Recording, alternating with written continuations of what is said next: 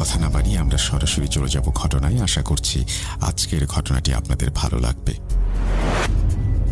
আসসালামু আলাইকুম, আমি আয়মান।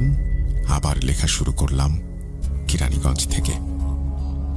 পবিত্র কোরআন হিফজ সম্পন্ন করে এক নতুন জীবনের সন্ধানে মাদারীপুরের কালকিনির পথে পা বাড়ালাম।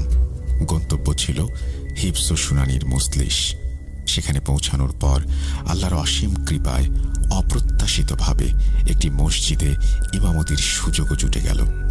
মাদ্রাসার ভেতরের সেই বিভীষিকাময় অধ্যায় পেরিয়ে ভেবেছিলাম এবার হয়তো কিছুটা শান্তির দেখা পাব, কিন্তু নিয়তি হয়তো অন্য কিছু লিখে রেখেছিল।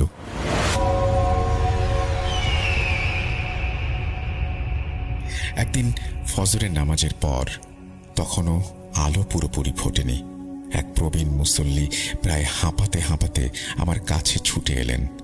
তার চোখ মুখে গভীর উদ্বেগ আর অসহায়ত্ব। মিনতি ভরা কণ্ঠে বললেন, হুজুর, দয়া করে একটু আমাদের বাড়িতে চলুন। তার ব্যাকুলতা দেখে আমি কিছুটা অবাক হলাম। জিজ্ঞেস করলাম, কেন চাচা, কোনো সমস্যা? চাচা এক গভীর দীর্ঘশ্বাস ফেলে বললেন, আর বলো না বাবা, আমার নাতনিটা গত 10-15 দিন ধরে বড়ই কষ্টে আছে। কত ডাক্তার, কত কবিরাজ, কত বড় বড় হুজুর দেখালাম, কিছুতেই কিছু হলো না। তারা যখন আসেন, মেয়েটা একদম সুস্থ হয়ে যায়। তাবিজ কবজ দেয়া শেষ হলেই আবার সেই আগের মতো যন্ত্রণায় ছটফট করতে থাকে। তাই সব দ্বিধার লজ্জা সরিয়ে তোমার কাছে ছুটে এসেছি বাবা। চাচার কথা শুনে আমি স্তম্ভিত হয়ে গেলাম।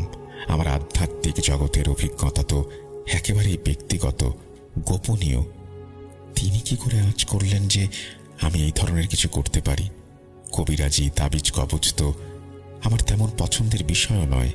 তাই খানিকটা নিজেকে গুটিয়ে নিয়ে এড়িয়ে যাওয়ার ভঙ্গিতে বললাম, চাচা,